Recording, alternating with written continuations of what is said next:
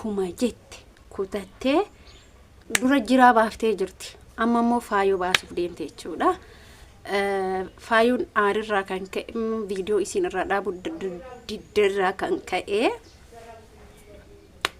sabontuu mana baasaa deemte. Faayuun mana baasaa deemte jechuudha sabontuun. Sabontuun ani waan kana nan godha jedhe hin godha yookiin YouTube isii oggorsiisee aadattee turte. No. Sabontuu waan akkanaan dalagin.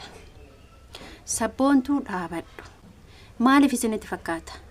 YouTube namatti oggorsiisuu garuu hin dandeettu. Sababni isaa maaliifi yoo viidiyoo isaanii kin walirratti hojjetame kanaan minalbaata. Tarii sabontuun immoo akkas jechuun qabdu. Tokkoffaa abbaa manaa isheen beeti jiraa hin beeti. Mucaa kiyyaa amma erga gaafisiin akkas jetteeti haadha mucaa kaargoon biyya galchite. Maali siin faanti baate mucaa kaargoon biyya galchuun noorii ta'e? Ijoolleen biyya Arabaa dalagan hundi isaanii mucaa kaargoon biyya galchu. Si bichaa miti uma sanis ka ta'u taate. Erga ilmoo kee ta'e. Garumoo jechuudha. Garumoo utoo dhaabatanii bareedadha. Jaarsi ka du'ee hin araarsaa. Ka du'ee hin fixachiisaa. Jaarsi udaan nama nyaachisaa jedha aadaa Arsii keessatti akka nuti beeknutti. Aadaa keessan keessatti hin beekne malee aadaa keenya keessatti jaarsi udaanuu nama nyaachisa. Maaliif ka du'e namni tokko gaafa nama ajjeesee nama sammaatii saniin araarsa jedhan. Kana caalee dubbiin keessan ashama harka fuunee jirtu akkam naga keessanii fayyaa keessanii chaanelii naga goote alhamdulillah galata rabbi.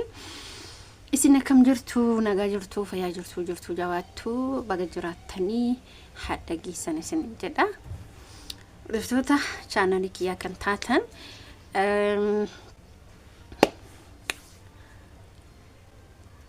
waa'ee faayoo fi sabontuu irratti. Sabontuun akkuma jette dura jiraa mana baaftee lammaffaa immoo faayoo baaftee jechuudha. Faayoon ani bakka YouTube kanarraa yoo hin galaa YouTube kanaa yoo dadhabee jira waan natti godhan hin beeku waan ta'ee yoo hin beeku bakka jechuun miira shakkii biraa keessa seentee bultii isii mana isii ho'aa keessa gara maatii isii biratti imaluuf deemte jechuudha. Dhugaa dubbachuuf viidiyoo kanarratti maal dubbachuu barbaade isin maal dubbachuu barbaade sila jaarsummaan erga jaarsummaan ergame sabontuun maaliif sadarkaa kana hundaan of geettaa dhaabbadhu. Namoonni si kadhatan suni nama guddaadha jettee namoonni guddaa suniif xiqqaan qabu ilmi nama jechuudha kabaja nama kadhata. Nuti illee gara miidiyaa keenyatti takka si lolataa takka si arrabsaa takka maal jedhataa tuyyuu nuti si jechuun namni gaafa jaarsummaa argate kabaja waliif qabaachuudha. Utuu dhaabbattee maal qaba warroonni koomentii barreessitan illee hedduu isii arrabsaa jirtan koomentii isii gaafa laallu hedduu arrabsaa jirtan dhaabbadhu. Isiin kunillee haadha ilmooti atillee haadha ilmooti bultii isii kana hin diigin keessaa deebi'i. Yoo siinis qaqqabuu baate ilmoo keetii qaqqabuu danda'a. Ilmoo keetis qaqqabuu danda'a. Ilmoo keetiillee jireenyi akkanaa kunis qabuu danda'a.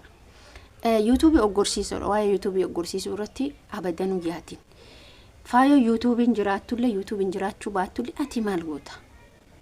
Namni dhiirsa qabu ittillee kadhatu beeytanii abbaa manaa santu alaafinnata fudhata. Eeshi YouTubein jiraatte kejetti warroonni YouTube dalagan kuni YouTube qofarraa galii argatu? No. Miti. Faayoo qofaanii miti jechuuf siin barbaade jechuun atillee akkasuma hojjettee jiraatta. Gaaf biyya keetitti galtee mootu ammallee ati nama YouTube dalagatee jiraatu akka jettuutti akka arginuttis. Yani namni hojii tokko dabalata hin dalagata. Maal rakkoo qaba, maal rakkisaa qaba. Warri isa qofallee jiraatu iji si argaa jira. Noorii qaba, hannatu noorii qaba siin jechuu barbaade. Garuu wanti garaana nyaate isheen mana isii gadhiisu. Yookiin immoo akkuma jiraan jedhe san isiin achirraa galu YouTube sanirraa akka atillee fedhiin kanke akka faayoon YouTube sanirraa galtu. Yaada garuu faayootis fakkeessuu danda'a. Garuu miirri isiin keessa galtee akka namni waa itti godhu jechuun bakka haasofni isii hedduu ulfaataadha.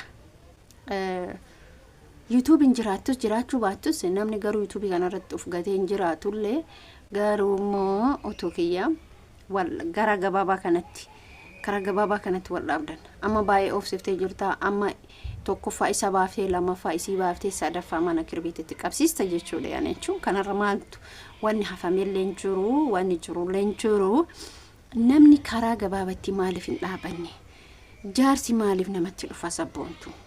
Bakka nuuyyu si kadhanne warri si beekanillee warri lakkoofsa kee qabanillee si kadhataa jiranii dhaabbadhu wanni si gubduun jiru faayoo yaada jetti abadan wallahi yaada jetti isin ama jechuun achi si kuu jechuun hin jiraamiti namni YouTube kana karaalee garagara qaba jechuudha haala garagara qaba garamiin guddina agarsiisuu jechuudha malee faayoon dhugumatti anatti garuu hin fakkaatu dhuguma gabbaatee lola keessaniif mana isii diidee alagalti abadan natti fakkaatu garuu isii warri koomantii akka jettan hin beeku garuu ana akka mataa kootti utoo kiyya haasaa kana haasa'uun qabdu gaafa waan tokko hojjette erga wallolanii walirra dhaabbatanii sabboontuun irra dhaabbachuu qabdu isiin irra galte sabboontuun waraansi isii waraante sanarra kan ka'e miira kana keessa galtee haasofte jechuudha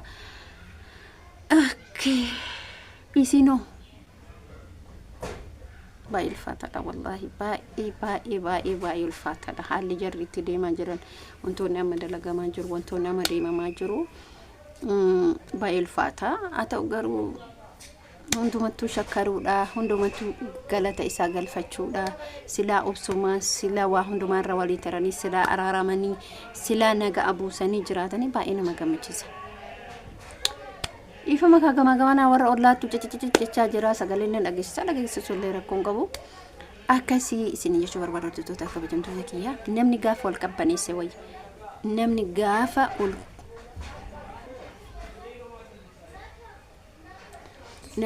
ka'ee wanta taane haasa'ee wanna xiqqishuu tana quba xiqqaa kanarraa kaane ay dhufneet as dhufne mataa geenne jechuudha quba kana keessa kun amma guddaadha miti mataa ga'aa jiran jechuudha faayoo sabboontu eshi isin jalaa deebite sabboontummaa jalaa erga faayoon deebite waa'ee isii dhiifte sabboontummaa jalaa deebuu didde maaliif walitti jabeenya kana hunda kan fide ana bakka baay'ee na dhibee jira haalumti jar keessa jiran haalumti jarritti waliin jechaa jiran hiciitiin baay'ee ulfaataadha hiciitiin namni dho'ifatee jiraatu baay'ee ulfaataadha mitiire namoonni hedduun isaanii hiciitii walii dho'isee jiraata hedduun isaanii irra guddaan immoo gara miidiyaatti wal baasa irra guddaan immoo dho'ifatee jiraata